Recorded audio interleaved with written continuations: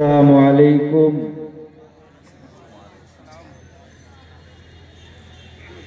আর একটু আওয়াজ বাড়বে না জি? আসসালামু আলাইকুম ওয়া রাহমাতুল্লাহি ওয়া বারাকাতুহু। ভাই মাহাতারাম, যারা এই পাশে দাঁড়িয়ে আছেন, চারিদিকে যারা দাঁড়িয়ে আছেন তাদের জন্য বলছি, আপনারা এইদিকে অনেক ফাঁকা জায়গা, যারা পিছনে বসে আছেন চেপে চেপে চলে আসুন, প্রত্যেকে আগে আসুন। এই যে অনেকক্ষণ ধরে বসে আছেন, আমার একটা কথা শুনুন, একটু সবাই দাঁড়িয়ে যান তো, সবাই উঠুন উঠুন, দাঁড়িয়ে যান, দাঁড়ান, সবাই উঠুন উঠুন, সবাই উঠুন। এখনো সবাই উঠেনি, আগে মানার সিফা তৈরি করুন, তবেই তো ইমানি জজবা বাড়বে। আর এই সামনে আগে আসুন, প্রত্যেকে আগে আসুন, সামনের 1 ইঞ্চি জায়গা যেন ফাঁকা না থাকে, সামনে আগে আসুন। আর যারা এই পাশে দাঁড়িয়ে আছে তাদেরকে বলবো, হয় বসে যেতে হবে, আর না হলে এখান থেকে খসে যেতে হবে, যে কোনো একটা করবেন। বসে যান সবাই, আপন আপন জায়গা, নিজ নিজ জায়গা নিয়ে প্রত্যেকে বসে যান। আর যারা দাঁড়িয়ে আছেন তাদেরকে বলছি, আমি যেন দাঁড়িয়ে থাকতে না দেখি, সবাই বসে যাবেন। এটা দ্বীনি মজলিস ভাই, এখানে যদি আপনি নবীর আদর্শ অনুযায়ী বসেন তো নবীর হাদিসের প্রতি একটা আমল করা হবে। আল্লাহর নবী বলেছেন, কোন ব্যক্তি যদি আমার একটা হাদিসকে জিন্দা করে, আল্লাহ তাবারক ওয়া তাআলা তিনি দুটো কবুলিয়াত উমরা হজের সমপরিমাণ নেকি তার আমলনামায় লিখে দেবেন। জোরে বলুন সুবহানাল্লাহ। তা আমরা এই আমল থেকে কিছু পাবো না, আমরা এখানে প্রত্যেকে এসেছি নেকির আশায়, সওয়াবের আশায়, পরকাল সঞ্চয়ের আশায়। এই জন্য আমরা খুব গুরুত্ব সহকারে কথা শুনবো এবং আদবের সঙ্গে বসবো। জোরে বলি ইনশাআল্লাহ, জোরে বলি ইনশাআল্লাহ।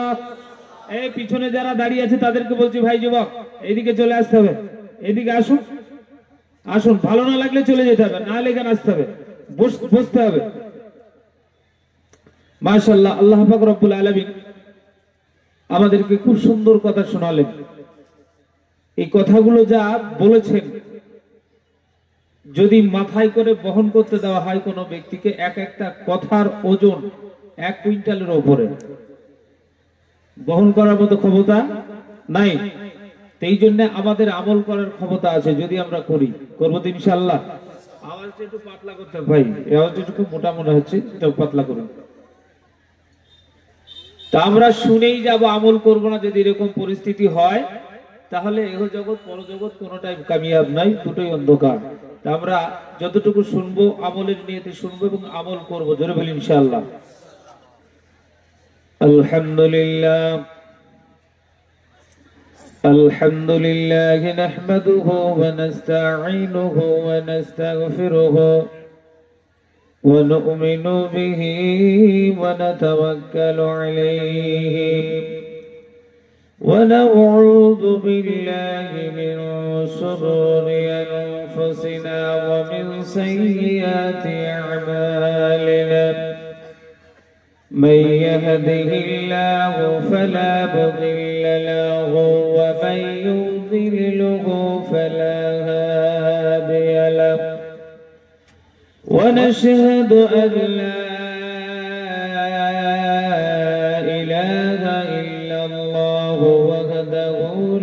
شريك له ونشهد أن سيدنا ونبينا ومولانا محمدا عبده ورسوله الذي أرسله بالحق بشيرا ونذيرا وداعيا إلى الله بإذنه وسراجا منيرا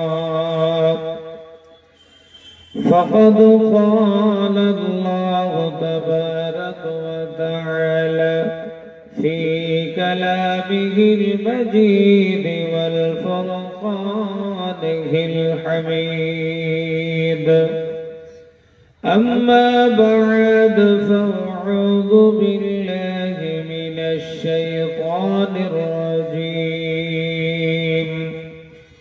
بسم الله الرحمن الرحيم يا أيها الذين آمنوا لا تلهكم أموالكم ولا أولادكم عن ذكر الله ومن يفعل ذلك فأولئك هم الخاسرون. وقال النبي صلى الله عليه وسلم لا يؤمن أحدكم حتى أكون أحب إليه من ولده ووالده والناس أجمعين أو كما قال عليه الصلاة والتسليم.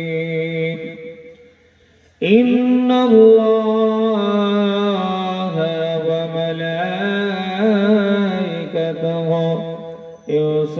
يصلون على النبي يا أيها الذين آمنوا صلوا عليه وسلموا تسليما. شغل درود إبراهيم. اللهم صل على محمد وعلى آل محمد كما صليت على إبراهيم وعلى آل إبراهيم إنك حميد مجيد. اللهم بارك على محمد وعلى آل محمد كما باركت على إبراهيم وعلى آل إبراهيم إنك حميد مجيد. أبو جمال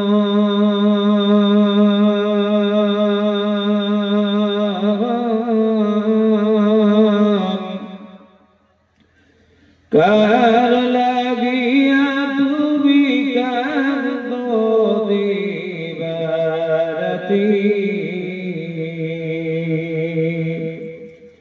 ابو جمال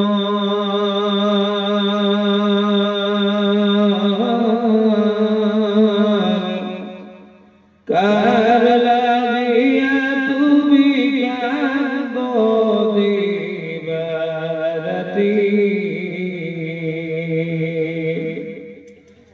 भेरे धोके उमामेना भेरे धोके उमामेना तोर संगेर साथी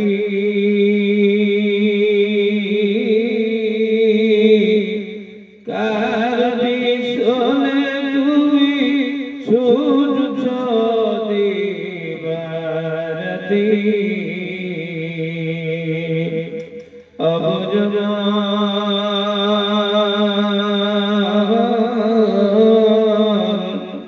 कार लगिया तू भी कर दो दिवारती কত সাধে মসত ভিটা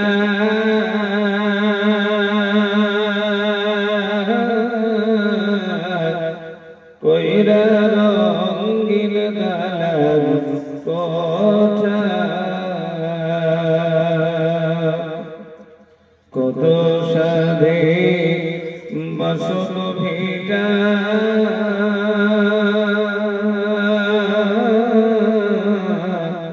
কইরা রঙিন দালান কোঠা সব ছাড়িয়া একদিন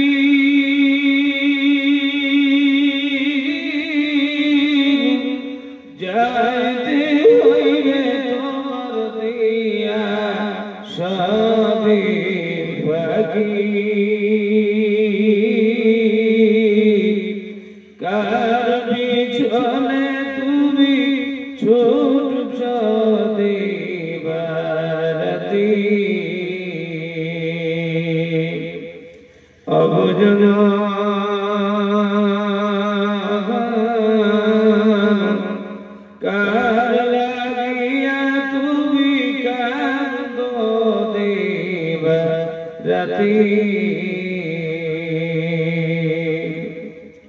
আমার মহা বইলা যারে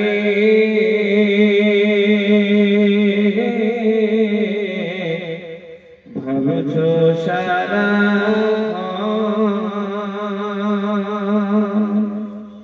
আসলে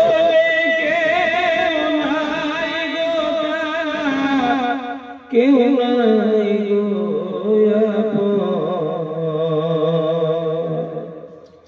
আমার বইলা রে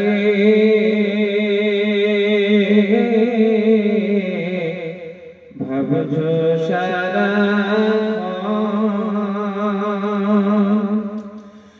আসলে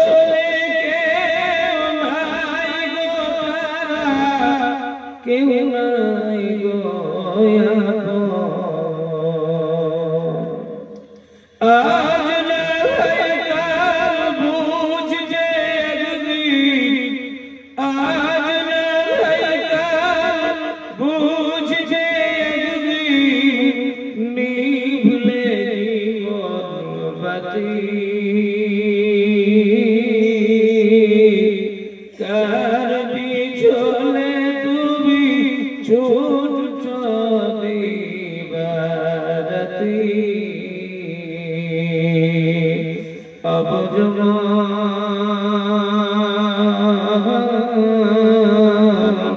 কার লাগিয়া তুমি কান্দ দিবারাতি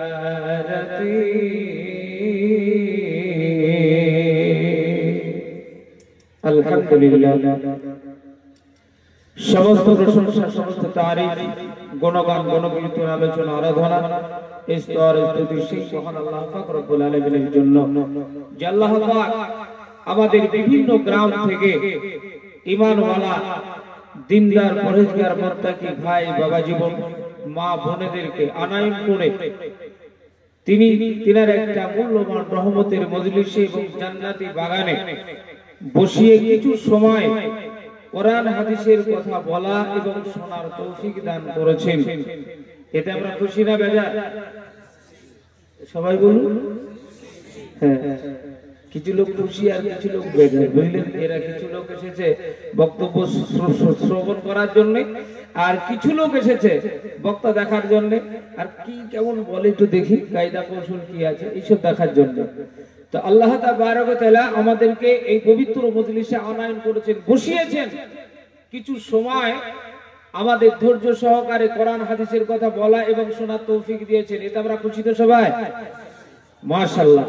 সে আল্লাহ পাক রব্বুল আলামিনের শুকরিয়ার্থে তিনার শেখানো ভাষায় একই বাক্যে উচ্চ স্বরে প্রত্যেকেই পড়ি আলহামদুলিল্লাহ। তারপরে পরে প্যারা হাবিব জনাবে মুহাম্মদ রাসূলুল্লাহ সকলে পড়ি সাল্লাল্লাহু আলাইহি ওয়াসাল্লাম। তিনার উপরে অগণিত দরুদ ও সালাম শান্তির ধারা বর্ষিত হোক, সকলে পড়ি আল্লাহুম্মা আমিন। আজকের সভার নির্বাচিত মনোনীত যোগ্যতম সভাপতি মহাশয়, স্টেজে উপস্থিত অতিথিবৃন্দ, ওলামা ইকরাম, আমন্ত্রিত ওলামা ইকরাম, সামনে বসে থাকা বয়োজ্যেষ্ঠ বয়কনিষ্ঠ সমবয়স্ক ভাই ও বাবা জীবন, পর্দার আড়ালে বসে থাকা পর্দা নাসিনা মা ও ভগিনীগণ, ভাই মাইকেলা যেটা করবেন একই করে, বারে বারে আপ ডাউন করেন না। আল্লাহ তাবারক ওয়া তাআলা আমাদেরকে এই পৃথিবীতে পাঠিয়েছেন, আমরা কেউ এমনি এমনি আসিনি, ঠিক কিনা? এই কথা বলুন। আল্লাহ তাবারক ওয়া তাআলা তিনি বলছেন যে পৃথিবীর বুকে আল্লাহ পাক রব্বুল আলামিন অসংখ্য মাখলুকাতের ভিতরে এই মানব জাতিকে সর্বশ্রেষ্ঠ উৎকৃষ্ট করে তৈরি করেছেন। জোরে পড়ি আলহামদুলিল্লাহ। শুধু তাই নয়, আল্লাহ তাবারক ওয়া তাআলা তিনি বলেন ওয়ালাকাদ কাররামনা বনি আদম। এই পৃথিবীতে আল্লাহ পাক রব্বুল আলামিন বলছেন যে যত মানুষ আমি দুনিয়াতে তৈরি করেছি, এই পৃথিবীতে যাদেরকে তৈরি করা হয়েছে হিন্দু, মুসলমান, জৈন, খ্রিস্টান, ইহুদি, নাসারা, মেতর, মুচি, ডোম, ডকন, এক কথায় যত মানুষ পৃথিবীতে আছে প্রত্যেকটা মানুষ আদম সন্তান। আল্লাহ তাবারক ওয়া তাআলা বলছেন যারা আদম সন্তান তাদেরকে পৃথিবীতে আমি সম্মানিত করে তৈরি করেছি। জোরে বলুন সুবহানাল্লাহ। সম্মানিত করে বানিয়েছেন, হিন্দুকে, জৈনকে, ইহুদিকে, খ্রিস্টানকে, নাসারাকে, মুসলমানকে, প্রত্যেককে। আল্লাহ তাবারক ওয়া তাআলা বলেন লাকাদ খালাকনাল ইনসানা ফি আহসানি তাকওয়িম। আল্লাহ তাবারক ওয়া তাআলা এর পূর্বে চারটে কসম করেছেন, করার পরে তিনি বলছেন যে আমি এই মানব জাতিকে যা সৌন্দর্য দান করেছি এত সৌন্দর্য আর অন্য কোন মাখলুকাতকে দান করি নাই। একবার জোরে বলা যাবে না সুবহানাল্লাহ? আচ্ছা ভাই, আমার পূর্ববর্তী বক্তা যিনি ছিলেন এত গুরুত্বপূর্ণ কথা বলেছেন, উনি দুটো উদ্ধৃতি দিয়েছেন। মানুষ মরে যাওয়ার পরে দুটো জায়গা কোরআনের ভাষায় তার নাম দেওয়া আছে। একটার নাম কোরআনের ভাষায় জান্নাত, কি নাম? জান্নাত। আর একটা নাম কোরআনের ভাষায় কি? আচ্ছা আপনারা, আমরা প্রত্যেকে কোরআনের ভাষায় জান্নাত আর জাহান্নাম। জান্নাত ভালো জায়গা না খারাপ জায়গা? আচ্ছা জাহান্নাম খারাপ জায়গা। আচ্ছা বলুন, আমরা পৃথিবীতে যারা এখানে বসে আছি, এই মজলিসে বসে আছি এখন বর্তমানে যারা আমরা এখানে বসে আছি প্রত্যেকে ইমানদার। আচ্ছা মরণের পরে আমরা কোথায় যেতে চাই? একটু জোরে বলুন। জান্নাতে। আচ্ছা মরণের পরে জাহান্নামে কে কে যাবেন? একটু হাত দুখানা তোলেন তো। জি, কেউ যাবে না জাহান্নামে, কেউ যাবে না। কিন্তু আল্লাহ তাবারক ওয়া তাআলা জাহান্নামে যাওয়ার জন্য গেট বানিয়ে, জান্নাতে যাওয়ার জন্য গেট বানিয়েছেন 8টা, আর জাহান্নামে যাওয়ার জন্য গেট বানিয়েছেন 7টা। আচ্ছা বলুন, 8টা 7টা যে গেট বানানো হয়েছে, জান্নাত আর জাহান্নাম বানানো হয়েছে, জাহান্নামে যাবে না যাবে না মানুষ? এই কথা বলুন, যাবে। তাহলে জাহান্নামেও যাবে, জান্নাতেও যাবে। আমরা কোথায় যাব? আমি এখন যদি সেই নদিয়া থেকে এসে আপনাদের এখানে এসে বলি যে আপনি বেটা জাহান্নামে চলে যাবেন, তা আপনি আমাকে স্টেজের উপরে রাখবেন? এই কথা বলুন। এখনই গলা টিপে ধরে এরা তো নদিয়ায় যাওয়াই বন্ধ করে দেব। জি বলবে কিনা? তবে আমি আপনাদেরকে বলবো কোরআনের ভাষায়, হাদিসের ভাষায় আপনি জান্নাতি না জাহান্নামী নিজে বিবেক বিবেচনা করে আমাকে উত্তর দেবেন। দেবেন তো ইনশাআল্লাহ? দেখবো কে কে জান্নাতে যাচ্ছে আর কে কে জাহান্নামে যাচ্ছে। আল্লাহ তাবারক ওয়া তাআলা কোরআনের ভাষায় মানুষকে স্বভাবগত কারণে 4টে ভাগে ভাগ করেছেন। কটা? আমার সঙ্গে তো কথা বলতে হবে, নাহলে বক্তব্য দিয়ে আমেজ হয়ে যাবে। জোরে বলবেন। কটা ভাগে ভাগ করেছে? 4টে। কোরআনের ভাষায় সর্বপ্রথম যার নাম এসেছে তার নাম হলো মাজনুন। কি নাম? মাজনুন। আচ্ছা মাজনুন যাদেরকে কোরআনের ভাষা আরবি ভাষায় বলা হলো, এদেরকে বাংলা ভাষী মানুষ আমরা তাদেরকে কি বলি? পাগল। যাদেরকে আল্লাহ তাবারক ওয়া তাআলা 3টে জিনিস থেকে বঞ্চিত করেছে। কটা? 3টে। নাম্বার 1 বুঝ শক্তি, দ্বিতীয় নাম্বার হলো অনুভূতি শক্তি, আর তৃতীয় নাম্বার হলো বিবেক। আল্লাহ তাবারক ওয়া তাআলা এই 3টে জিনিস যাদের ভিতরে দেয় নাই, তারা দুনিয়াতে কোনটা ভালো কোনটা খারাপ এটা নির্ণয় করতে পারে? জোরে বলুন, পারে না। আচ্ছা বলুন, আপনাদের এলাকায় পাগল আছে না নাই? আছে। তো আল্লাহ তাবারক ওয়া তাআলা তাদের কোরআনের ভাষায় নাম দিয়েছে মাজনুন, তারা হলো পাগল। আচ্ছা আল্লাহ তাবারক ওয়া তাআলা পাগল না বানিয়ে ভালো বানাতে পারতো না? পারতো না? মুসলিমের গোটা খারাপ মানুষ অর্থাৎ ওই পাগল মানুষ বানিয়েছেন। তো আল্লাহ তাবারক ওয়া তাআলা চাইলে তাদেরকে ভালো মানুষ, আমাদের মতো কমপ্লিট মানুষ তৈরি করতে পারতেন। পারতেন না? পারতেন না? পারতেন। কিন্তু আল্লাহ তাবারক ওয়া তাআলা তাদেরকে পাগল বানিয়েছেন। সেই আল্লাহ পাক রব্বুল আলামিনের উদ্দেশ্য আছে না নাই? এই তো জোরে বলুন, আছে। আল্লাহ তাবারক ওয়া তাআলা যে বানিয়েছেন তাদের একটা উদ্দেশ্য আছে। কি উদ্দেশ্য? আমরা পৃথিবীতে কোন মানুষ পাগলকে অনুসরণ করে চলি না, চলি না, এবং কোন পাগলকে আমরা মূল্যায়ন করি না। কোন পাগলের স্বভাবগত দিকটা দেখে আমরা সেই দিকে অগ্রসর হই না। এমনকি বর্তমানে ধরুন এটা একটা মজলিস, তো এই জালসার মজলিসে একজন পাগলকে সভাপতি করা যাবে? একজন পাগলের বক্তব্য আপনারা শুনবেন? সে তো বক্তব্যই রাখতে পারবে না, কি শুনবেন? তো পৃথিবীতে কোন শীর্ষ স্থানে তাদের কোনো জায়গা হয় না। জায়গা কবে হবে? আল্লাহ তাবারক ওয়া তাআলা এই পৃথিবী একদিন শেষ করে দেবেন, প্রলয় ঘটে যাবে, শেষ হয়ে যাবে পৃথিবীতে। আমি, আপনি, আপনারা, সারা বিশ্বে যত মানুষ আছে, কোন মানুষ পৃথিবীতে আর থাকবে না। আল্লাহ তাবারক ওয়া তাআলা তিনি বলেন, ওয়া নুফিখা ফিস-সূরি ফাইযা হুম মিনাল আজদাসি ইলা রাব্বিহিম ইয়ানসিলুন। আল্লাহ তাবারক ওয়া তাআলা বলছেন পৃথিবী যখন ধ্বংস হয়ে যাবে, শেষ হয়ে যাবে, তো 40 বছর ধরে মানুষ নীরবে ঘুমাবে। তারপর আল্লাহ তাবারক ওয়া তাআলা যখন ডাক এসে যাবে, সময় এসে যাবে, তারা ওঠার পরে চোখ দল্লাতে দল্লাতে হাসরের ময়দানে যাবে। কোথায় যাবে? হাসরের ময়দানে। বিরাট বড় একটা মাঠ। হাসরের যে দিনটা হবে, দুনিয়ার 50,000 বছরের সমান হাসরের একটা দিন হবে। কত বছর সমান? 50,000 বছর সমপরিমাণ একটা দিন। ওইখানে সবাই চোখ দোল্লাতে দোল্লাতে যাবে। আজকে যারা আমরা অস্বীকার করেছি, তারা সেদিন বলবে, আল্লাহর কোরআন বলছে, ক্বালু ইয়া ওয়াইলানা মা আমবাসানা মিন মারকাদিনা হাযা মা ওয়া'আদার রাহমান ওয়া সাদাকাল মুরসালুন। আমরা যারা কোরআন তেলাওয়াত করতে জানি, সূরা ইয়াসিনের মধ্যে এই আয়াতগুলো আছে।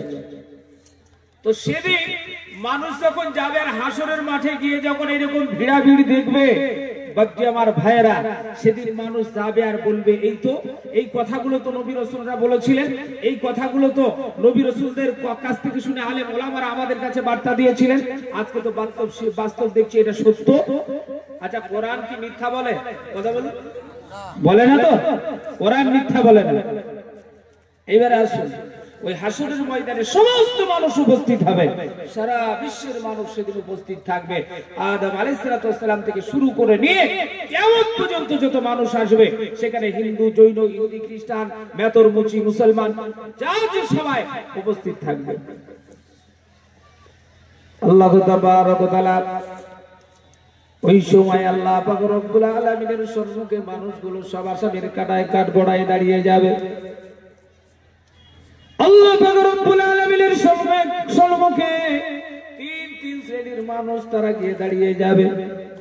আল্লাহ পাক রব্বুল আলামিন বলেছে, বান্দারে, এক শ্রেণীর মানুষ আল্লাহর ডান দিকে থাকবে, এক শ্রেণীর মানুষ আল্লাহ পাক রব্বুল আলামিনের সামনে থাকবে, আর এক শ্রেণীর মানুষ আল্লাহ পাক রব্বুল আলামিনের বাম পাশে থাকবে। ওই সময় আল্লাহ পাক রব্বুল আলামিন যাদেরকে পৃথিবীতে বুঝ শক্তি দিয়েছিলেন না, যাদের অনুভূতি শক্তি দেন নাই, যাদের বিবেক নামে বস্তুটা আল্লাহ পাক রব্বুল আলামিন দেন নাই, ওগো দরদি, ওই সময় আল্লাহ পাক রব্বুল আলামিন ওই মাজনুন ব্যক্তিদেরকে ডাক দিয়ে বলবেন, ওরে পাগল, দুনিয়াতে তোমাদেরকে কেউ অনুসরণ করে চলে নাই, তোমাদেরকে কেউ মূল্যায়ন করে নাই, আর দুনিয়াতে তোমাদের ভালো মন্দ বোঝার মতো কোনো শক্তি ছিল না। তোমরা কোনটা ভালো কোনটা মন্দ সেটা তোমরা উপলব্ধি করতে পারো নাই। ওরে বান্দা, আমি দুনিয়াতে অসংখ্য নাজ নিয়ামত দিয়ে দুনিয়াটা সাজিয়েছিলাম, কোনো কিছুই তোমরা উপভোগ করতে পারো না, আনন্দ করতে পারো না। ওরে বান্দা, ওই দুনিয়াতে আমি অসংখ্য জায়গা তৈরি করেছিলাম, সুন্দর সুন্দর পাহাড় তৈরি করেছিলাম, সেখানে সুন্দর সুন্দর নদীপথ তৈরি করেছি, সমুদ্র তৈরি করেছি, সেগুলো দেখেও তোমরা উপলব্ধি করতে পারো না, কারণ আমি তোমাদেরকে বানিয়েছিলাম এই দুনিয়াতে, তোমাদেরকে আমি অনুভূতি শক্তি, বুদ্ধি শক্তি, বিবেক দিই না। এই কারণে তোমাদেরকে দেখার পরে যে সমস্ত বিবেক সম্পন্ন মানুষ ওরা দেখবে আর উপলব্ধি করবে, তারা খারাপি থেকে দূরে সরে যাবে, তারা তোমাদেরকে দেখার পরে আমারও শুকরিয়া বেশি বেশি করবে। ওগো আল্লাহ, দুনিয়াতে আমাদের কমপ্লিট মানুষ না বানিয়ে তুমি ওই রকম একজন পাগল আমাদেরকে তৈরি করতে পারতে, কিন্তু পাগল তৈরি না করে একটা কমপ্লিট মানুষ তৈরি করেছো, এর জন্য আমরা তোমার শুকরিয়া করি। আজ এই শুকরিয়া করার লোক বর্তমান জামানাতে বেশি না কম? এটা জোরে বলবো, একটু ইকোটা দেন, আওয়াজটা একটু বাড়ান, এই আওয়াজটা একটু বাড়ান, আপনারা বলুন, এই শুকরিয়া করার লোক বেশি না কম? একটু জোরে বলুন। এই শুকরিয়া করেই না, করেই না।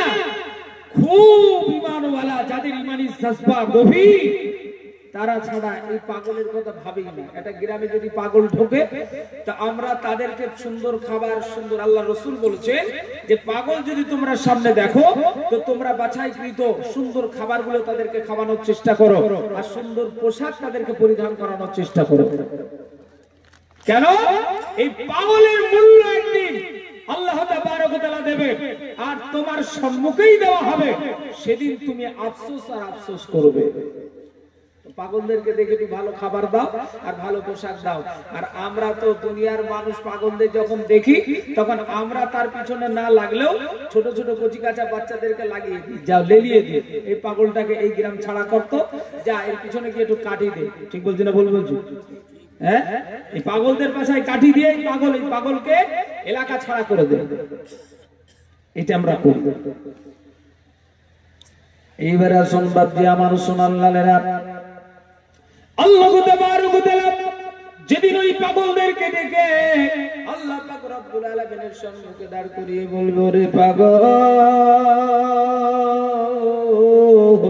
আমি তোকে দুনিয়াতে পাঠিয়েছিলাম, দুনিয়াতে অসংখ্য নাজ নিয়ামত দিয়েছিলাম, আমি দুনিয়াতে কত সুন্দর সুন্দর জিনিস দিয়ে দুনিয়াটা বানিয়েছিলাম, কিন্তু দুনিয়াতে তুমি কিছুই উপভোগ করতে পারো না।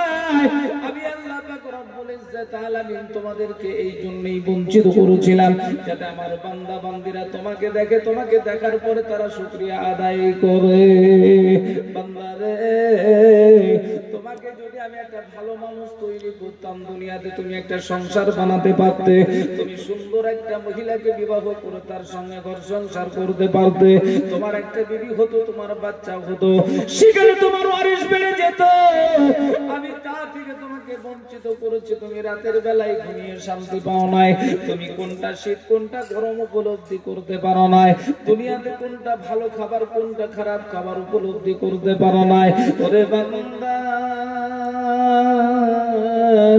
আমি আজকে তোমাকে এমন একটা জায়গা দান করব, বান্দা রে, আজ দুনিয়ার প্রত্যেকটা মানুষের আমলনামা খোলা হবে, তাদের কিতাব খোলা হবে, তাদের যে সমস্ত খারাপই আছে সেগুলো দেখা হবে, ভালোগুলো দেখা হবে। কিন্তু পাগল, আমি তোমার কিতাব খুলবো না, তোমার আমলনামা খুলবো না। আজকে আমি আল্লাহ পাক রব্বুল আলামিন বিনা হিসেবে তোমাকে আমার ওই অসংখ্য নাজ নিয়ামত দিয়ে তৈরি করা সাজানো একটা জান্নাত, ওই জান্নাত তোমাকে দান করব। জোরে বলুন সুবহানাল্লাহ, জোরে বলুন সুবহানাল্লাহ। ওই পাগল বিনা কৈফিয়তে আল্লাহ পাক রব্বুল আলামিনের সম্মুখে দাঁড়িয়ে যাবে, বিনা কৈফিয়তে আল্লাহ পাক রব্বুল আলামিন তাকে জান্নাতের ঘোষণা দিয়ে দেবেন। জান্নাতে ফেরেশতারা এসে তাকে নিয়ে জান্নাতের মধ্যে প্রবেশ করিয়ে দেবেন। ওগো দরদি, ওই সময় আমরা আপনারা প্রত্যেক মানুষ সেদিন আল্লাহর দরবারে বলবো, আল্লাহ, দুনিয়াতে তুমি আমাকে বিবেক দিয়েছিলে, বুদ্ধি দিয়েছিলে, রব্বুল আলামিন, দুনিয়াতে আমি তোমার শুকরিয়া করি নাই, আমল করি নাই গো মওলা। আজকে আমার জীবনের হিসাবগুলো তোমার সম্মুখে দিতে হবে। আর ওই হিসাব দেওয়ার জন্য যখন মানুষ মানসিকতা তৈরি করবে, তার নিজের শরীর থেকে ঘাম নির্গত হবে। ওই সময় আল্লাহ পাক রব্বুল আলামিনকে বলবে, আল্লাহ, তুমি যদি আমাদেরকে কমপ্লিট একটা ম্যান না করে, মানুষ না তৈরি করে, তুমি যদি ওই রকম একটা পাগল রূপে আমাদেরকে তৈরি করতে, আজকে আমরা বিনা হিসেবে জান্নাত চলে যেতাম। জোরে বলুন সুবহানাল্লাহ। দুই একজন বলেছেন সুবহানাল্লাহ, আর বাদ বাকি যারা বসে আছে এরা সবাই মুখ বুজে বসে আছে। আল্লাহ তাবারক ওয়া তাআলা বলছেন, যদি কোনো ব্যক্তি একবার সুবহানাল্লাহ বলে, মানে আমি বলছি তাই বলবেন না, কথা যখন দেখবেন শেষ হলো আমার, আপনি নিজেই বলবেন সুবহানাল্লাহ। যদি আপনি বলেন, তো আল্লাহ তাবারক ওয়া তাআলা বলছেন ওই ব্যক্তির জন্য সুবহানাল্লাহ বলার কারণে আমি আল্লাহ পাক রব্বুল আলামিন তার জান্নাতের ভিতরে একটা গাছ লাগিয়ে দেব। এত সুন্দর একটা অফার দিলাম, তারপরে সুবহানাল্লাহ হলো না? জি, উনি বলছেন একটা গাছ লাগিয়ে দিব। তার শুধু তাই নয়, ওই গাছটার ছায়া আল্লাহ তাবারক ওয়া তাআলা বলছেন এত বড় হবে, দুনিয়ার দ্রুতগামী একটা ঘোড়া 500 বছর ওই ছায়াটাকে উপলব্ধি করে ঘুরতে থাকবে, কিন্তু ছায়ার শেষ অংশ পর্যন্ত পৌঁছাতে পারবে না। শুধু তাই নয়, আল্লাহ তাবারক ওয়া তাআলা বলছে বান্দা তুমি যে দুনিয়াতে সুবহানাল্লাহ বলেছো, আর এই বলার কারণে তোমার জন্য একটা জান্নাতে গাছ লাগানো হয়েছে, তো কিয়ামতের দিন হিসাব নিকাশ করে তোমাকে যখন জাহান্নামে দেওয়া হবে, তো তখন ওই সময় আল্লাহ পাক রব্বুল আলামিনকে মানুষ প্রশ্ন করবে, আল্লাহ আমি যখন ওই জালসা শুনতে গেছিলাম, তো তখন আলেম ওলামারা বলতেন সুবহানাল্লাহ বললে তোমার জন্য জান্নাতে একটা গাছ লাগানো হবে, তো আমি আমার অন্তর থেকে সুবহানাল্লাহ বলেছিলাম, তা আমার জন্য তো একটা জান্নাতে গাছ লাগানো হয়েছে, তো ওই গাছের ছায়া তো আমি উপলব্ধি করতে পারবো। এখন তো আমার ওই যদি জাহান্নামের ঠিকানা হয়ে যায়, তুমি যদি জাহান্নামে দিয়ে দাও, তাহলে আমার ওই জান্নাতের গাছের তলায় থাকবে কে আর ছায়া উপলব্ধি করবে কে? এই দরখাস্তটা আল্লাহর কাছে করতে পারবে না। সুবহানাল্লাহ বলা যাবে না? হ্যাঁ সুবহানাল্লাহ বলবেন না? এরপরেও যদি সুবহানাল্লাহ না বলে, তাহলে জানবো আপনারা ওয়াজ শুনতে আসেননি, শুধু আওয়াজ শুনতে এসেছেন। যে তাহলে জান্নাতের মধ্যে গিয়ে আপনি আল্লাহর কাছে গিয়ে এই কথা বলতে পারবেন। তো আল্লাহ তাবারক ওয়া তাআলা মানুষের ওসিলা খোঁজেন, একদম শেষ মুহূর্ত পর্যন্ত ওসিলা খুঁজবেন। আল্লাহ তাবারক ওয়া তাআলা আপনার পিতা, আপনার মাতা, আপনার সন্তান, আপনার বিবি, আপনার বাচ্চা, পৃথিবী, দুনিয়া সমস্ত চাইতে আল্লাহ তাবারক ওয়া তাআলা বান্দাকে বেশি ভালোবাসেন। জোরে বলুন। তো সেই আল্লাহ আমার আপনার জন্য ওসিলা খুঁজবেন। আল্লাহ তাবারক ওয়া তাআলা কোন ওসিলার দ্বারাই আপনাকে আমাকে ক্ষমা করে জান্নাতে দেবেন, এই ওসিলা খুঁজবেন। জোরে বলুন সুবহানাল্লাহ। তো ভাই মুহতারাম, আমরা যখন সুবহানাল্লাহ আলহামদুলিল্লাহ বলার সময় আসবে, আমরা উচ্চ স্বরে বলবো, জোরে বলি ইনশাআল্লাহ। এইবারে পাগলদেরকে জান্নাতে দেওয়া হবে। আল্লাহ পাক রব্বুল ইজ্জত আলামিনের এই সমস্ত বান্দা যাদেরকে আল্লাহ পাক রব্বুল আলামিন কমপ্লিট মানুষ তৈরি করেছে, এরা কি আল্লাহর সম্মুখে দাঁড়িয়ে যাবে, ও রব্বুল আলামিন এই দুনিয়াতে যদি আমি একজন পাগল হতাম, আমি যদি বিবেক অসম্পূর্ণ মানুষ হতাম, আমি যদি ওদের মতো মাজনুন হতাম, রব্বুল আলামিন আমার জীবনের কোনো হিসাব নিকাশ দেওয়া হতো না, আমাকে বিনা হিসেবে তুমি জান্নাতে দিয়ে দিতে। দুনিয়াতে আমাদেরকে আল্লাহ পাক রব্বুল আলামিন বিবেক দিয়েছেন, বুদ্ধি শক্তি দিয়েছেন, আমাদেরকে অনুভূতি শক্তি দিয়েছেন, এই দুনিয়াতে ভালো মন্দ বোঝার শক্তি দিয়েছেন। দুনিয়াতে যদি আমরা এই সমস্ত কিছু পাওয়ার পর আল্লাহর শুকরিয়া যাপন না করি, শুকরিয়া আদায় না করি, তাহলে কিয়ামতের ময়দানে আমাদেরকে ধরা খেয়ে যেতে হবে। তাহলে আমাদেরকে একটু বিবেক কাজে লাগাতে হবে। কাজে লাগাবো তো ইনশাআল্লাহ। এই উঠাউঠি কেন? এক্ষুনি তো বক্তব্য শুরু হলো, এত উঠাউঠি কেন? এই উঠাউঠি বেশি করলে চলবে না। যারা উঠাউঠি করবে আমাকে বলে উঠতে হবে। কি কারণে উঠবে? দুটো কারণে আমি উঠতে দিব। এক হচ্ছে পেশাব, দ্বিতীয় হচ্ছে পায়খানা। এর বাইরে যদি কেউ বলে যে আমি উঠে যাব, তাহলে তার কিন্তু খবর আছে। এই উঠতে হলে আগে উঠে চলে যেতে হতো। মজলিস ভেঙে চলে যাওয়াটা বিরাট বড় একটা গুনার কাজ, এটা করবেন না, বসে থাকুন। তো এখানে আল্লাহ পাক রব্বুল আলামিন বলছেন তোমরা বিবেককে কাজে লাগাও। কেমন করে কাজে লাগাবে? আমি আপনাদেরকে বলেছি যে পৃথিবীতে মানুষ প্রত্যেকে জান্নাতের কাতারে দাঁড়িয়ে আছে, কেউ জাহান্নামে যেতে চায় না। ঠিক বলছি না? বলবো, কেউ জাহান্নামে যেতে চায় না, সবাই জান্নাতের কাতারে দাঁড়িয়ে আছে। আল্লাহ তাবারক ওয়া তাআলা বলেন ইয়া আইয়ুহাল্লাযীনা আমানু, আল্লাহ বলছেন হে বিশ্বাসীগণেরা, ঈমানওয়ালারা বলো।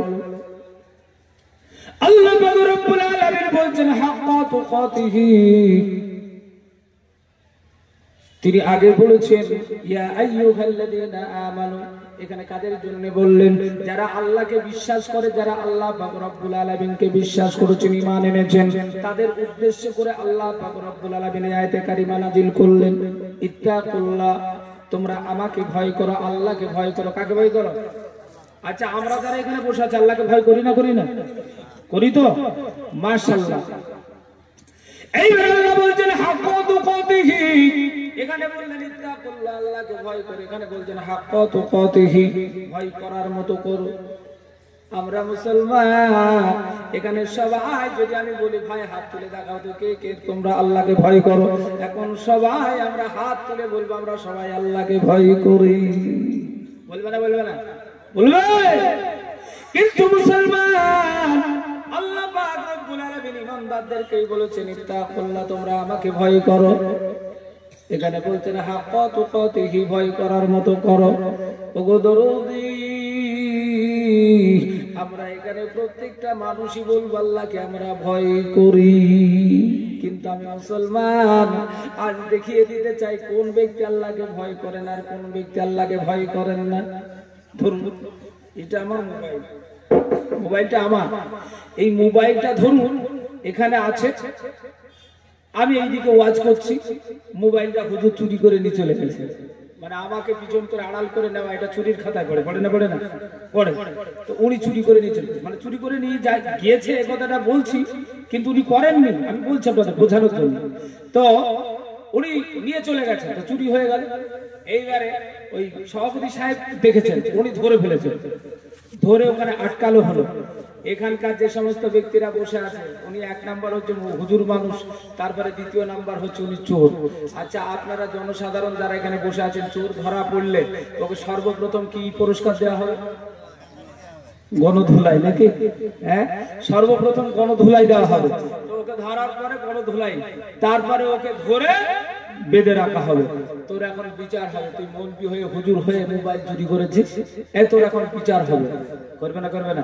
এবারে ওই সময় ওকে বেঁধে রাখার পরে যদি হুজুরকে গিয়ে বলেন হুজুর আপনার কিছুক্ষণ পরে আপনাকে একটা আগুনের কুণ্ডু করে সেই আগুনের মধ্যে ফেলে দেওয়া হবে, টাইম দেওয়া হলো, ধরুন রাত 10টার সময়, 12টার সময়, 1টার সময় একটা টাইম দেওয়া হলো, যে এই টাইমে সবাই একমত হয়েছে, এই বিচারের সিদ্ধান্ত হলো যে তুমি যে চুরি করেছো এই স্বভাবটা তোমার সারা জীবন যাতে না থাকে, এর জন্য তোমার দেখা দেখি আর কেউ যেন চুরি না করতে পারে, এই জন্য সাজা হিসেবে একটা আগুনের কুণ্ডু তৈরি করা হবে। আগুনের কুণ্ডু বোঝেন তো? আগুনের কুণ্ডু তৈরি করা হবে, আর তাতে তোমাকে অমুক টাইমে নিক্ষেপ করে দেওয়া হবে। আচ্ছা বলুন, ওর ভিতরে ওই যে টাইমটা বলে দিলাম 12টা, রাত 12টার সময় তোমাকে ফেলে দেওয়া হবে, তো উনি এই টাইমটা শোনার পরে ওর ভিতরে কম্পন শুরু হবে না? হবে না? এ বলুন, এই যেরকম আপনাদের এলাকা দিয়ে কি ট্রেন চলে জানি না, আমাদের ওইদিকে লালগোলা লাইনের ট্রেন, শিয়ালদাগামী যে ট্রেনগুলো যেত আগে, কয়লা ট্রেন, ডিজেলের ট্রেন, ওটা ধাপাক ধাপাক করে আওয়াজ হতো।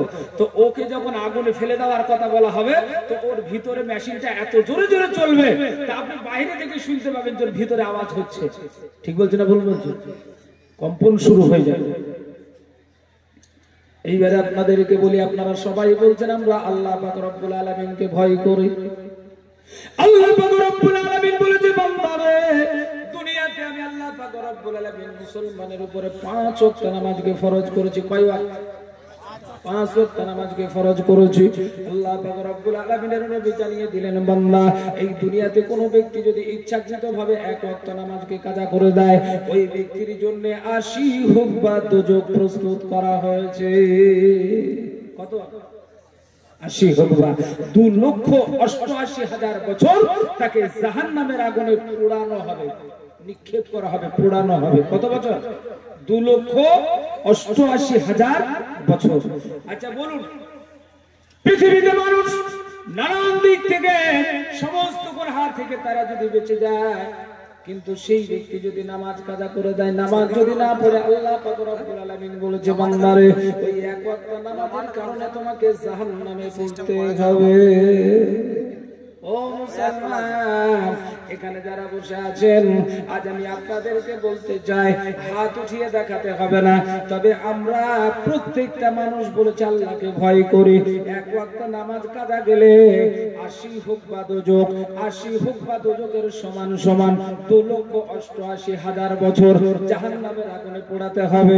আচ্ছা বলুন, 1 ওয়াক্ত নামাজ কাজা কোন ক্রমে হয়ে গেছে, তার কারণে আমাদের ভিতরে কম্পন শুরু হয়েছে, কাঁপানি শুরু হয়েছে। কার কার কার কার হয়েছে? তার মানে এখানে বুঝতে পারা গেল আমরা আল্লাহকে ভয় করার মতো করি।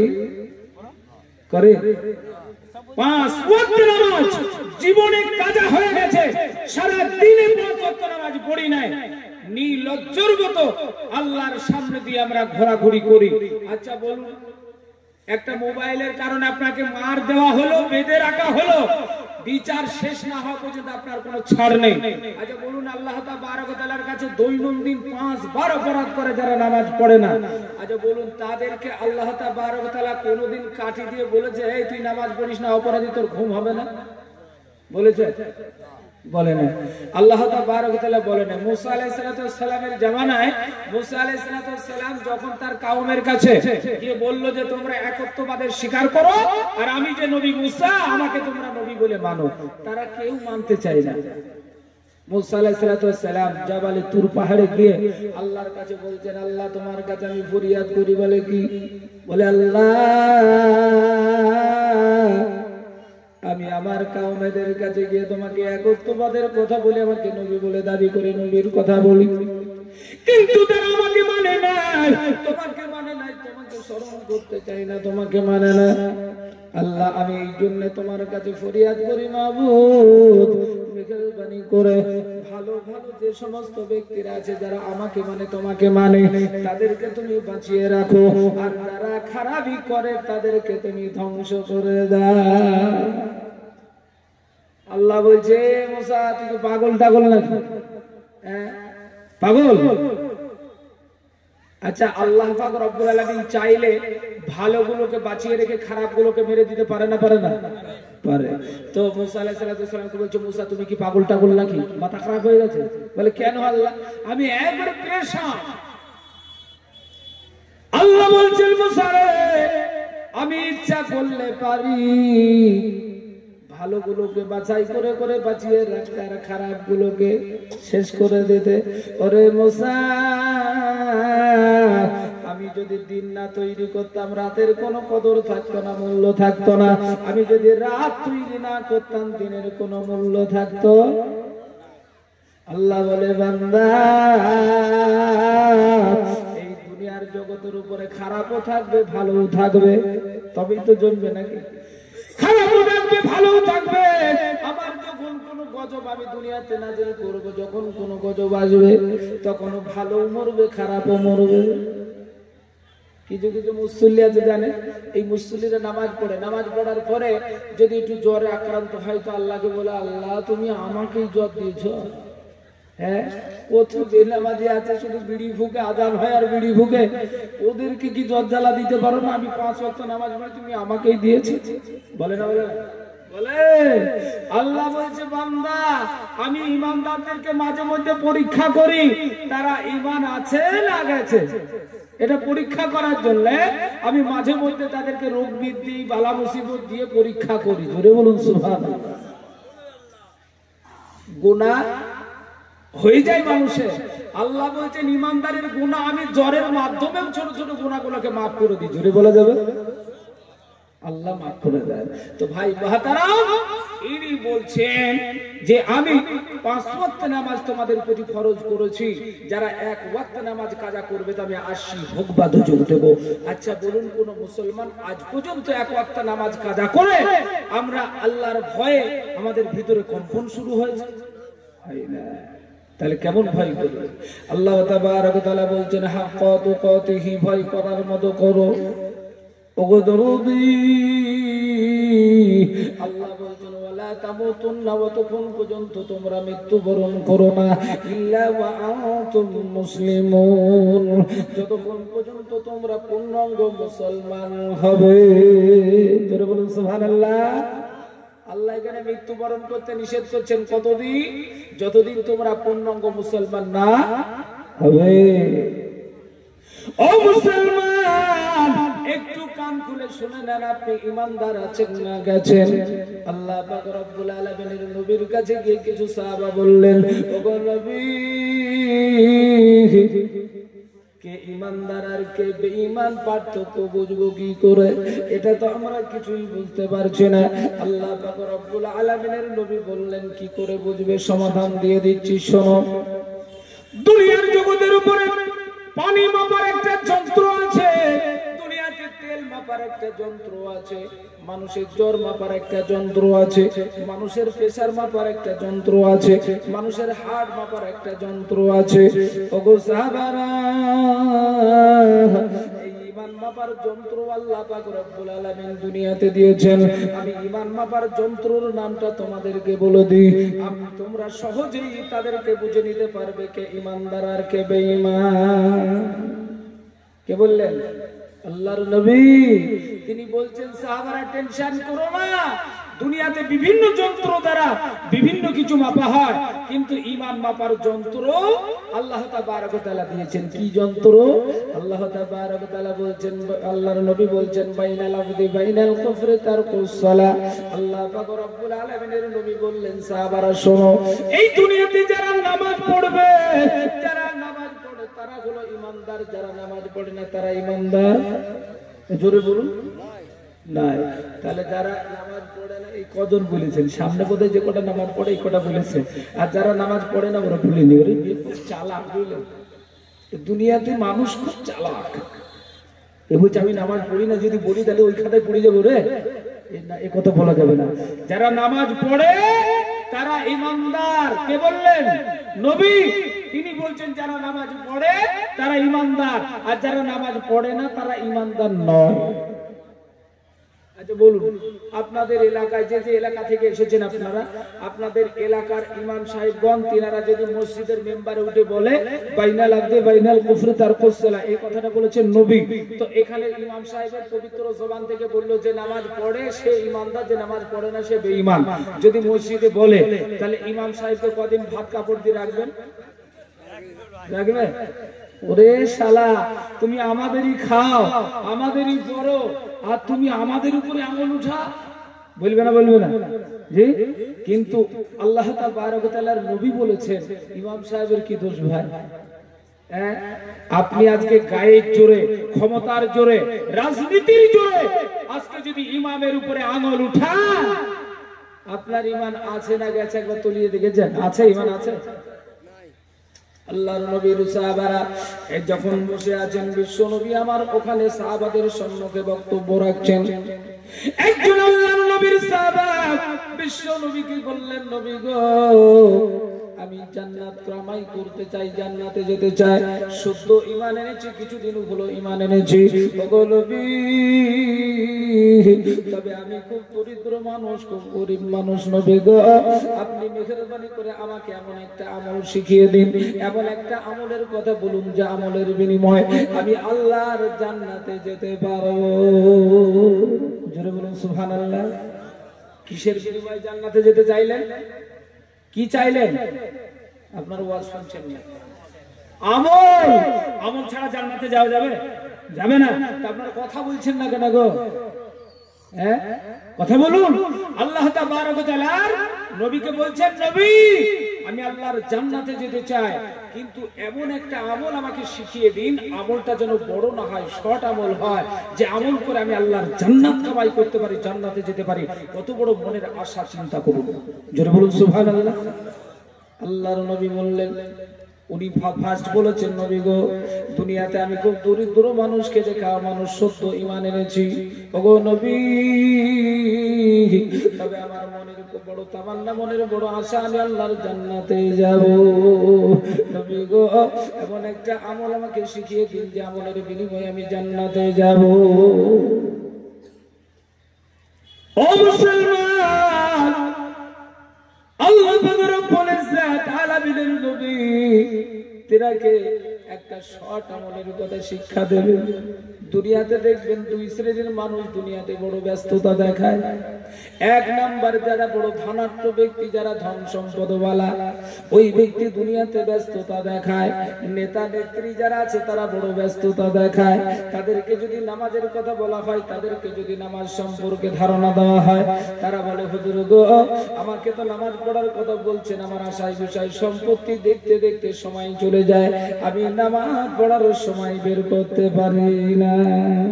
বলে না? বলে না? একটা নাকে ফুটা পড়তো, নাকি ফুটা পড়তো, শিয়ান পড়তো, সেই ব্যক্তিকে আপনারা 400 ঘর লোক মিলে একটা প্রতিনিধি করেছেন, মেম্বার ভোটে দাঁড় করিয়ে দিয়েছেন, দিয়ে বলছেন যে বেটা যা, তোকে মেম্বার করে দিলাম। এই মেম্বার হওয়ার আগে ওই ব্যক্তিকে দেখা যেত মসজিদে 5 ওয়াক্ত নামাজ পড়তো, মেম্বার হওয়ার পরে জুমার দিনও সময় পায় না। তো চাচা জিজ্ঞাসা করছে, বাপ তুই তো নামাজ তো 5 ওয়াক্তই পড়তি মেম্বার হওয়ার আগে, তো এখন নামাজ পড়িস না কেন বাপ?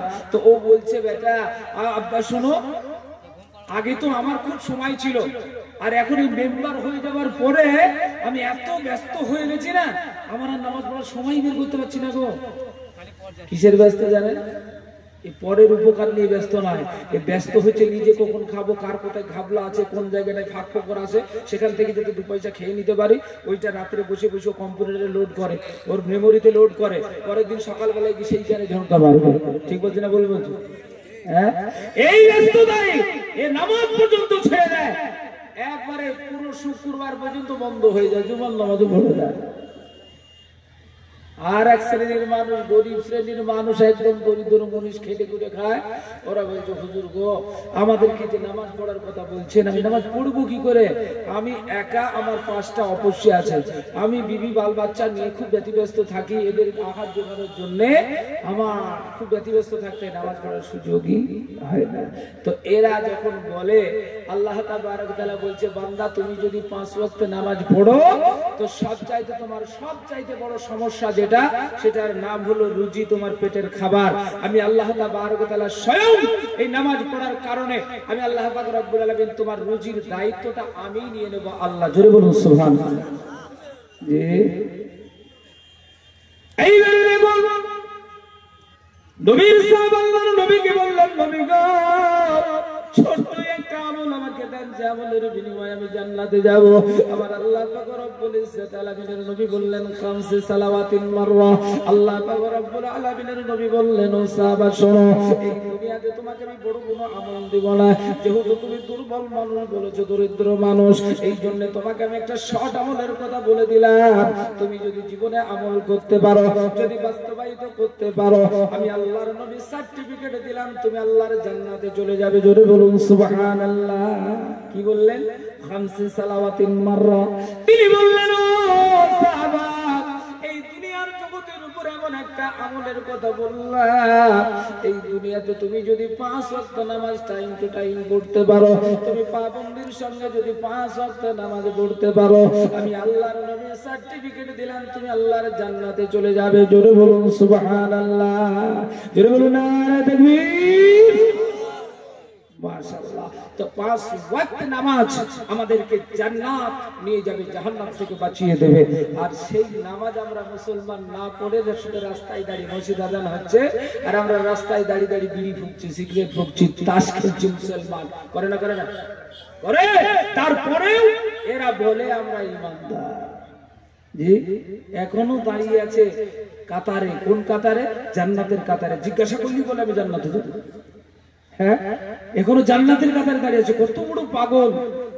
আল্লাহ তাবারক ওয়া তাআলা বলছে, বান্দা তুই যে জান্নাতে যাবি, তোর তো ঈমানই নাই, তুই জান্নাতে যাবি কি করে? আল্লাহ তাবারক ওয়া তাআলা বলছেন, ইন্নাল্লাযীনা আমানু ওয়া আমিলুস সালিহাত। দুনিয়া থেকে যাওয়ার পরে তুই যে জান্নাতে যাবি, এর জন্য প্রথমত দুটো জিনিস তোর দরকার। এক নাম্বার হলো ঈমান, আর দ্বিতীয় নাম্বার হলো তোর ভালো আমল। এই দুটো যদি থাকে তবে তুই জান্নাতে যেতে পারবি। হ্যাঁ, এই দুটোর ভিতরে তোর যদি কোনোটাই না থাকে, তো জান্নাতে যাওয়া যাবে? জোরে বলুন, যাওয়া যাবে? যাবে না। তো ভাই বাহাতারা, আমার বলার উদ্দেশ্য এটাই যে আমরা পৃথিবীতে মানুষ প্রত্যেকেই জান্নাতের কাতারে দাঁড়িয়ে আছে, জান্নাতের কাতারে দাঁড়িয়ে আছে, কিন্তু আমরা বাস্তবে কি জান্নাত পাবো? এ কথা বলুন। এমন আমল আমাদের আছে যে জান্নাতে যাবে? আল্লাহর নবী যখন এই কথা বললেন, সাহাবা বললেন, ইয়া রাসূলুল্লাহ, ইয়া হাবিবাল্লাহ, নবী গো, আপনি যতটুকু কথা বলেছেন, যা বলেছেন, যতটুকু বলেছেন এতটুকুই করব, এর থেকে বেশিও করব না, কমও করব না। ওই সময় বিশ্ব নবী সাহাবাদের দিকে লক্ষ্য করে বললেন, সাহাবারা তোমরা কান খুলে শুনে নাও, তোমার ভাই এক্ষুনি যে কথাটা বলে গেল, এই কথা অনুযায়ী সে যদি আমল করে, আমি বিশ্ব নবী সার্টিফিকেট দিয়ে দিলাম, সেই ব্যক্তি জান্নাতি। এটা বলুন। তাহলে আল্লাহর জান্নাতে যাওয়া খুব সহজ যদি আমল করি, আর যদি আমল না করি জান্নাতে যাওয়া যে কি কঠিন হয়। এত কঠিন, ওই দিন এত কঠিন, এত ভয়ানক এসে যাবে, সেদিন আমরা কেন্দ্রে যারে যা হয়ে যাব, কিন্তু কেউ সেই জায়গা খুঁজে পাবো না। ও তুমি কেমন করে ঘুমাও, তুমি ফজল করে কাজা, এমন তো হতে পারে জোহরে জানাজা। আমার নিজের চাচা কিছুদিন আগে মারা গেল। ফজরের সময় ওনার, ফজরের সময় একই সঙ্গে নামাজ পড়েছে, বেরিয়েছি, জোহরের সময় জানাজা হলো। আল্লাহ তাবারক ওয়া তাআলা এটা করতে পারেন না, পারেন না, পারে। কার কখন কোন সময় এসে যাবে আমরা কেউ জানি না। মুসলিম হয় না জন্ম নিলে মুসলমানের ঘরে,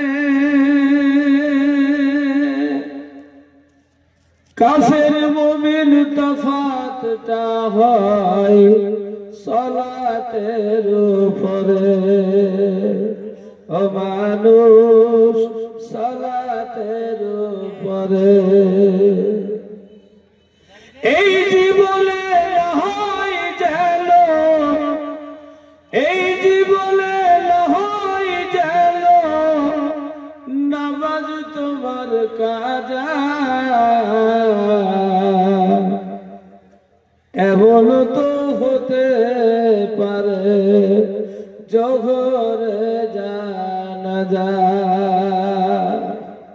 ইসলাম দরদি বন্ধুরা আমার, আল্লাহর নবী বললেন, বান্দারে দুনিয়াতে তুমি 5 ওয়াক্ত নামাজ পড়বে, 5 ওয়াক্ত নামাজের মাধ্যমে আল্লাহ পাক রব্বুল আলামিন তোমাকে আল্লাহর জান্নাতে দিয়ে দেবে। জোরে বলুন সুবহানাল্লাহ।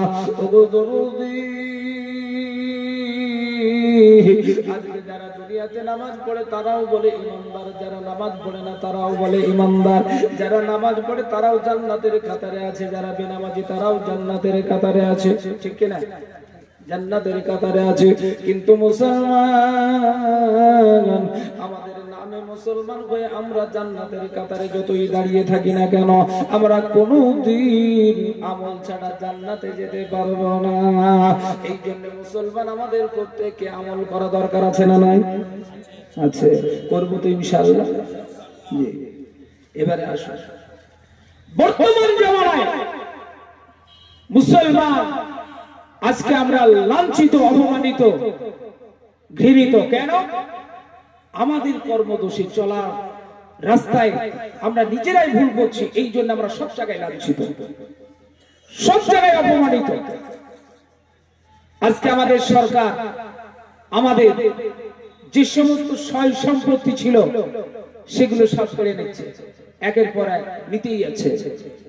আপনি মুসলমান, নামাজ পড়বেন, এই তো কয়েক ঘর লোক নামাজ পড়ে। একটা সমাজে যদি 400 ঘর লোক থাকে তো সেখানে দেখা যায় 100 লোক নামাজের কাতারে দেখা যায় না। 50 জন 60 জন, খুব বড় জন হলে 50-60 জন লোক নামাজ পড়ে, আর বাকি এই 350 ঘর লোক এরা নামাজ ধারে না, পড়ে না। আচ্ছা বলুন, আজকে যদি সরকার আইন করেছে, আগামী দিনে হয়তো চালু হয়ে যেতে পারে, মসজিদ তালা চাবি থাকবে, মসজিদ তালা চাবি থাকবে, ওনাদের হুকুম হবে, সময় হবে, তালা চাবি খুলবে, আপনি মুসলমানকে নামাজ পড়বেন। এটা যদি করে তো মুসলমানদের ভালো হবে না খারাপ হবে? যারা বেনামাজি তাদের ভালো হবে না? এই 60 জন লোকের অসুবিধা, আর বাকি 340 জনের লোকের সুবিধা। মসজিদ যদি তালা চাবি দেওয়া থাকে তো এদের তার মসজিদে যাওয়ার জন্য কেউ বলবে না, এদের জন্য সুবিধা। এই আইন চালু হতে চলেছে, মসজিদে তালা থাকবে, মসজিদে তালা বন্ধ থাকবে, চাবি তাদের হাতে থাকবে। আপনি ইচ্ছা করলে আজান দিয়ে নামাজ পড়তে পারবে না, আপনাকে তাদের অনুমতি নিতে হবে, তারা এসে তালা চাবি খুলবে, আপনি নামাজ পড়বেন। আপনার বাপ মৃত্যুবরণ করেছে, আপনার বাপ মরেছে, ওই বাপ এখান থেকে আপনার বাপের জন্য দরখাস্ত যাবে আপনার পশ্চিমবঙ্গ সরকারের কাছে, সরকার পশ্চিমবঙ্গ সরকার কেন্দ্র সরকারের কাছে পাঠাবে, দিল্লি থেকে কাগজ ফিরে আসবে, তারপরে আপনার বাপ মাটি হবে। আইন চালু হচ্ছে। এই আইন পাস করতে আমরা রাজি আছি না? নাই নাই? আচ্ছা, রাজি যদি না থাকেন তাহলে আমাদের মুসলমান হওয়া লাগবে না লাগবে না? এই জোরে বলুন, লাগবে। আপনার আমার কোনোদিন কাউকে আলেম ওলামা দরকার না হলেও আপনার বেনামাজি অবস্থায় বাপ মরে গেছে, তার জানাজা পড়ার জন্য ইমাম সাহেবকে খুঁজে বেড়ায় না বেড়ায়? তো দরকার আছে না? নাই? আছে। সেই সূত্র ধরেও ঈমানি জজবা বাড়ান, ঈমানি বল বাড়ান, আল্লাহ পাক রব্বুল আলামিনের স্লোগান দিন, আল্লাহ পাক রব্বুল আলামিনকে ডাকুন এবং মুসলমানের পরিচয় দুনিয়াতে দিতে শিখুন, মুসলমানের পরিচয়ে বাঁচতে শিখুন। যদি মুসলমান দুনিয়াতে কেউ পরিচিত না হতে পারেন, আখিরাত আপনার জন্য অন্ধকার, দুনিয়া আপনার জন্য অন্ধকার। এই জন্য বলবো সোনার লালেরা, আজকে পৃথিবীতে যে চক্রান্ত চলছে, যে সমস্ত আইন চলছে, এই সমস্ত আইন কানুন যদি চলতে থাকে তাহলে মুসলমান আস্তে আস্তে আস্তে আস্তে ধ্বংসের দিকে চলে যাবে। মুসলমানের সহায় সম্পত্তি সবকিছু বেদখল হয়ে যাবে। মুসলমানের স্বাধীন বলতে ভারতবর্ষে আর কিছু থাকবে? তাহলে আমাদেরকে প্রস্তুতি নিতে হবে। কেমন প্রস্তুতি? বিশ্ব নবী আমার যে সময় ইসলাম ধর্ম প্রচার করেছিলেন, আপনার মক্কা মুকাররমায় নবুয়ত প্রাপ্ত হওয়ার পরে তিনি যখন ইসলাম ধর্ম প্রচার করেছেন, তিনি তখন গোপনে গোপনে গোপনে গোপনে ইসলাম প্রচার করতেন। মাত্র 17 জন 13 জন লোক তিনারা ঈমান এনেছিলেন। প্রথম আল্লাহ তাবারক ওয়া তাআলার নবী যখন এই 13 জনের কাছে দাওয়াত পৌঁছিয়েছেন, 17 জন যখন তালিকাভুক্ত হয়ে গেল, তারপরে বিশ্ব নবীজির দলে হযরতে ওমর ফারুক রাদিয়াল্লাহু তাআলা আনহু এসে যখন সমর্থন করলেন, প্রকাশ্যে ইসলাম ধর্ম প্রচার এবং প্রকাশ্যে নামাজ শুরু হয়ে গেল। জোরে বলুন সুবহানাল্লাহ। এইবারে প্রকাশ্যে ইসলাম ধর্ম প্রচার করতে করতে যখন দল বাড়তেই শুরু করলো কন্টিনিউ 5 বছর ধরে আল্লাহর নবীকে শত্রুতা শুরু করে দিল, এমনকি কতল করার জন্য চক্রান্ত শুরু হয়ে গেল। চতুর্দিকে কাফেরের দলেরা বিশ্ব নবীজিকে ঘেরাও করেছে, কতল করে দেবে। নবীজি হুজরাখানায় বসা। আল্লাহ পাক রব্বুল আলামিনের হুকুম হয়ে গেল। আপনারা প্রত্যেকেই জানেন, নবী আবার মক্কা থেকে মদিনায় হিজরত করার হুকুম পেয়ে গেলেন। গজল আছে না? আজ নবী গয়া আমার গড়ায়া বাজার, হিজরত করিলেন সোনার মদিনায়। আজ নবী গয়া আমার গড়ায়া বাজার, হিজরত করিলেন সোনার মদিনায়। নবী আব্দুল্লাহর ওই পৃষ্ঠ হইতে মা আমিনার গর্ভেতে, আব্দুল্লাহর ওই পৃষ্ঠ হইতে মা আমিনার গর্ভেতে জন্ম নিলেন নবী মক্কাতে।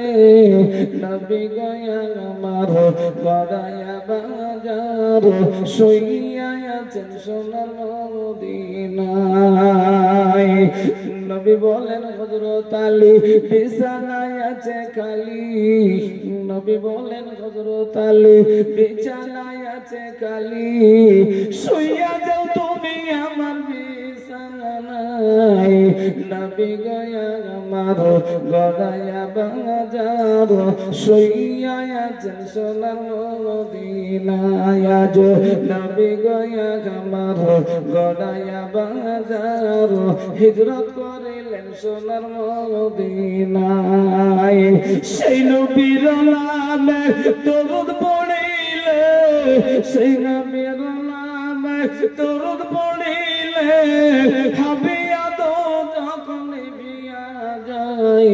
নবী গয়া আমার গড়ায়া বাজার, শুইয়া আছেন সোনার মদিনায়। ও দরদি মুসলমান, বিশ্ব নবী আমার ইসলাম ধর্ম প্রচার করার জন্য তিনাকে মক্কা ছেড়ে মদিনায় চলে যেতে হয়েছে। তাইফের মাটিতে রক্ত ঝরাতে হয়েছে। কত সাহাবা ইকরাম রাদিয়াল্লাহু তাআলা আনহুরা তিনারা বিবিকে বিবাহ করেছেন। এই দুনিয়ার জগতের উপরে নিজের সন্তানদেরকে তারাও এতিম করে চলে গেছেন। ওগো দরদি, ভারতবর্ষের সরকার এই দুনিয়ার জগতের উপরে কোরআন নিভিয়ে দিতে চায়, কোরআনের বাণী মুছিয়ে দিতে চায়, এই দুনিয়াতে আমাদের ইসলাম ধর্মটাকে শেষ করে দিতে চায়। আমি আপনাদের কাছে বলবো শোনারা, এই দুনিয়ার জগতের উপরে আমরা ইসলাম শেষ করতে যাই না, বাঁচাতে চাই। কে কে বাঁচাতে চান একবার হাত তুলে দেখান তো। জি সবাই তুলেছেন, সবাই? হ্যাঁ, মাশাআল্লাহ মাশাআল্লাহ, হাত নামান। আমি বলবো মুসলমান, এই দুনিয়ার জগৎ থেকে বেঈমানেরা চাই দুনিয়াতে কোরআন নিভিয়ে দিতে। আমরা পাওয়ারফুল ঈমান নিয়ে বলছি আল্লাহ পাক রব্বুল আলামিন কোরআনকে দুনিয়াতে আমরা বাঁচাতে চাই। কোন বেঈমান, কোন কাফের, কোন মুশরিক, কোন ইহুদি, কোন নাসারা এই দুনিয়ার জগৎ থেকে কোরআন নিভাতে পারবে না। আল্লাহ নবীর জামানায় এই ইসলাম ধর্মকে বাঁচানোর জন্য কত সাহাবা জীবন দিয়েছেন, প্রাণ দিয়েছেন, দুনিয়ার জগৎ থেকে তাদেরকে রক্তক্ষরণ করতে হয়েছে। কিন্তু আল্লাহর নবী বলেছেন, বান্দারে এমন একটা সময় এসে যাবে, এমন একটা দিন এসে যাবে যেদিন তোমাদের রক্তক্ষরণের দরকার হবে না, সেদিন তোমাদের বিবি বিবাহ করতে হবে না, তোমার সন্তান এতিম করতে হবে না। ইসলামের মেন মেরুদণ্ড হলো এই দুনিয়ার জগতের উপরে অর্থ। এই দুনিয়াতে যদি তোমার মাল তুমি আল্লাহর রাস্তায় দিতে পারো, অর্থ যদি আল্লাহর রাস্তায় দিতে পারো, ইসলামের মেরুদণ্ড শক্ত হয়ে যাবে। আর মেরুদণ্ড যদি শক্ত হয়ে যায়, এই কোরআনের বাতি জীবনে কেউ নিভাতে পারবে না। রাজি আছি মুসলমান? জোরে বলুন ইনশাআল্লাহ। আল্লাহ তাবারক ওয়া তাআলা আজ দুনিয়ার জগতের উপরে যে মূল্যবান সম্পদ আমাদেরকে দিয়েছেন আমরা জানি। আমরা দেখলাম আল্লাহ পাক রব্বুল আলামিনের পবিত্র গ্রন্থ কোরআনুল কারীম নিয়ে কত কটূক্তি চলেছে, কত ধরনের আক্রমণ চলেছে, কত ষড়যন্ত্র চলেছে। আল্লাহর নবী বলেছে, বান্দারে দুনিয়াতে যতদিন মুসলমান থাকবে, যতদিন মুসলমানের ঈমান থাকবে, যতদিন মুসলমানের ঈমান থাকবে, আর এই দুনিয়ার জগতের উপরে ততদিন কোন বেঈমান ক্ষতি করতে পারবে না। ও দরুদি, আজ আপনারা নগদ প্রমাণ দেখলেন, এখানে 7-7টা ছেলের মাথায় পাগড়ি পরিধান করানো হলো। দুনিয়াতে কোন মুসলমানের ধর্মগ্রন্থ কিতাব যেটা বই আকারে লিপিবদ্ধ করা হয়েছে, ওই কিতাবটাকে যদি পুড়িয়ে দেওয়া হয়, ছিঁড়ে ফেলা হয়, আল্লাহ পাক রব্বুল আলামিনের কোরআন কি দুনিয়া থেকে শেষ হয়ে যাবে? এর কথা বলুন, যাবে না। কেন? আজকে চাক্ষুষ প্রমাণ দেখেছেন, এখানে 7-7টা ছেলে তাদের সিনার মধ্যে পবিত্র গ্রন্থ কোরআনটাকে গেঁথে নিয়েছে। ও বন্ধুদি, আজ কয়েকদিন আগে আমার মাদ্রাসায় জালসা হয়ে গেল। আমরা আমাদের একটা ছেলে মাত্র 10 মাসে পবিত্র গ্রন্থ কোরআনের হাফেজ তৈরি হয়েছে, এমনকি মুকাম্মাল হাফেজ। সে এক জায়গায় বসে 6 ঘন্টার মধ্যে পবিত্র গ্রন্থ কোরআনখানা সমস্ত মানুষের সামনে পড়িয়ে শুনিয়ে দিতে পারবে। জোরে বলুন সুবহানাল্লাহ। ও বন্ধুদি, এমন ভাবে 7-7টা ছেলের মাথায় পাগড়ি পরিধান করানো হলো। আল্লাহ পাক রব্বুল আলামিনের নবী বলেছেন, বান্দারে আজ দুনিয়াতে তাদের মাথায় পাগড়ি দেখেছো, কিয়ামতের ময়দানে আল্লাহ পাক রব্বুল আলামিন এই পাগড়ি পাওয়ার পরে ওই ব্যক্তি যদি কোরআনের অনুকূলে জীবন যাপন করে, আমল করে যায়, কিয়ামতের ময়দানে তার পিতামাতাকে সহ তাকে কিয়ামতের ময়দানে নূরের তাজ পরিয়ে তাকে সম্মানিত করা হবে। জোরে বলুন সুবহানাল্লাহ। শুধু তাই নয়, এই রকম ধরনের হাফেজে কোরআনদেরকে যারা সাহায্য সহযোগিতা করে, আল্লাহ পাক রব্বুল ইজ্জত আলামিন বলেছে, বান্দা কিয়ামতের ময়দানে একটা হাফেজে কোরআনকে একটা স্পোকিং পাওয়ার দেওয়া হবে। কি স্পোকিং পাওয়ার? আল্লাহ পাক রব্বুল ইজ্জত আলামিনের নবী বলেছেন, বান্দারে কিয়ামতের ময়দানে একটা হাফেজ 10 জন জাহান্নামের ঠিকানা হয়ে গেছে এমন ব্যক্তিদেরকে তারা সুপারিশ করে করে জান্নাত জাহান্নাম থেকে বাঁচিয়ে জান্নাতে নিয়ে যাবে। একবার উচ্চ স্বরে বলা যাবে সুবহানাল্লাহ। ওই 10 জন ব্যক্তি কারা? ওই কাদেরকে তারা সুপারিশ করবে? আল্লাহ পাক রব্বুল আলামিনের নবী বলেছেন, বান্দারে তার ঘনিষ্ঠ আত্মীয় স্বজন আর যারা দুনিয়াতে কোরআনী হাফেজদেরকে সাহায্য সহযোগিতা করেছেন। আপনাদের এই গ্রামের আশপাশের মানুষ তারা এসেছেন, আজ এই হাফেজে কোরআনরা এখানে পড়বে, একটা হেফজখানা তৈরি হচ্ছে। আল্লাহ পাক রব্বুল আলামিনের প্রতিনিয়ত কোরআনখানায় হেফজখানায় পড়ানো হবে, আর এখানে ছেলেরা শিখে শিখে তারা সেনায় গাঁদবে।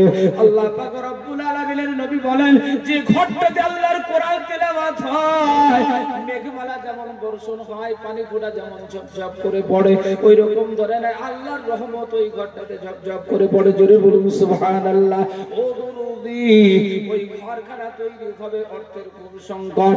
এই জন্য আমি আপনাদেরকে বলবো, কোরআন প্রেমী মানুষ দুনিয়াতে কোরআন পড়নেওয়ালা খুব কম, কিন্তু আল্লাহ পাক রব্বুল আলামিনের বান্দা কোরআনকে সাহায্য করনেওয়ালা বেশি।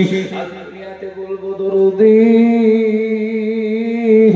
আজ একজন করে আমি দেখতে চাই দুনিয়ার জগতের উপরে এই হেফজখানাটা তৈরি করার জন্য কোরআন প্রেমী মানুষ কোরআন পড়বে, কোরআন শিখবে, কোরআনের হাফেজ তৈরি হবে।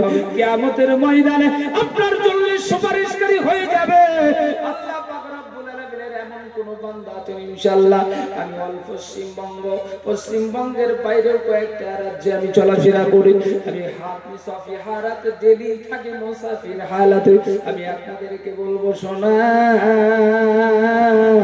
সারা পশ্চিমবঙ্গ এবং পশ্চিমবঙ্গের বাইরে যা কিছু আমি বলি, প্রায় জায়গাতে দেখবেন ডাক আছে এরকম লক্ষ লক্ষ টাকা করে বলি।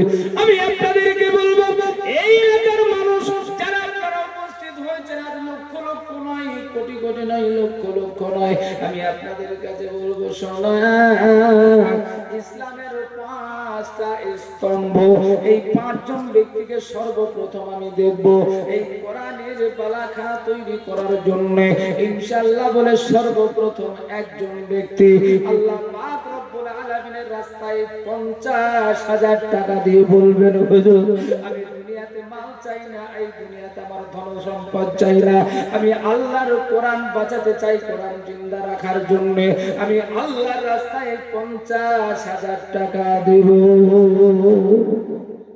একজন ব্যক্তি সর্বপ্রথম আমি দেখতে চাই, একবার আল্লাহর ধ্বনি ইনশাআল্লাহ আপনাদের সম্মুখে দেব। আর এই সঙ্গে সঙ্গে আমি একজন দাতার নাম যেন আমার কানে এসে পৌঁছায়, আমি দেখতে চাই ইনশাআল্লাহ। বলে আল্লাহর রাস্তায় 50,000 টাকার দাতা। একবার জোরে বলি নারে তাকবীর। সবার আওয়াজ কিন্তু বেরোই দেওয়া, এই আওয়াজ যদি থাকে তাহলে বেঈমানের দলেরা তো আমাদের আওয়াজের চাইতে জোরে আওয়াজ দিবে, আমাদের আওয়াজটা ডাউন হয়ে গেলে চাইবে যে ওদের লোকজন নাই। আর লোকজন যদি না থাকে তো আমাদের পিপলির মতো টিপি শেষ করে দেবে। জি, যদি লোক কম থাকে, আওয়াজ যদি বেশি থাকে তো জানবে যে না লোক আছে, এই হাদিসও আছে। তো একবার উচ্চস্বরে বলি নারে তাকবীর। মাশাআল্লাহ মাশাআল্লাহ। তো ভাই বাকি তাকবীর হয়েছে, কিন্তু দাতার মান আসেনি। আমি দেখতে চাই এমন কোন দরুদি আছেন, মা হারিয়েছেন, আব্বা হারিয়েছেন, মা কবরে চলে গেছেন, আব্বা জান কবরে চলে গেছে, ওগো দরুদি, ওই আব্বা মা কবরে শুয়ে চাতক পাখির মতো চেয়ে আছে, কখন আমার সন্তান, কখন আমার ছেলে মেয়ে তারা একটু দান করবে, দোয়া করবে, যারা ছেলে করে আমার কবরের আযাবটুকু মাফ হয়ে যাবে। কেউ কি পারবেন ইনশাআল্লাহ? বলে আজ ওই মায়ের কবরখানা আলোকৃত করার জন্য, আব্বা জানের কবরখানা আলোকৃত করার জন্য এই গভীর রাতের বেলায় ইনশাআল্লাহ বলে আল্লাহর রাস্তায় মাত্র 50,000 একজন হবে না। জি, আমি আপনাদেরকে বলেছি ভাই উঠবেন না। আমার নদিয়া মুর্শিদাবাদের মানুষ, আমি যতক্ষণ বক্তব্য রাখি আগে শর্ত করিয়ে নিই, আমি আপনাদের কারোর কাছে নেমে গিয়ে জোর করে টাকা নেব না। এটা মাদ্রাসার স্বার্থে, দিনের স্বার্থে। এটা যদি না করা যায় মাদ্রাসাগুলো টিকবে না। মাদ্রাসা যদি না থাকে আপনারা আমার মতো মুসলমান রাস্তায় নিরাপদে চলতে পারবে? এই কথা বলুন, পারবে না। এই জন্য আমি আপনাদেরকে বলি, কোরআন বাঁচান, দিন বাঁচান, কোরআন প্রেমী হন, ইনশাআল্লাহ কামিয়াব হন। আরে টাকা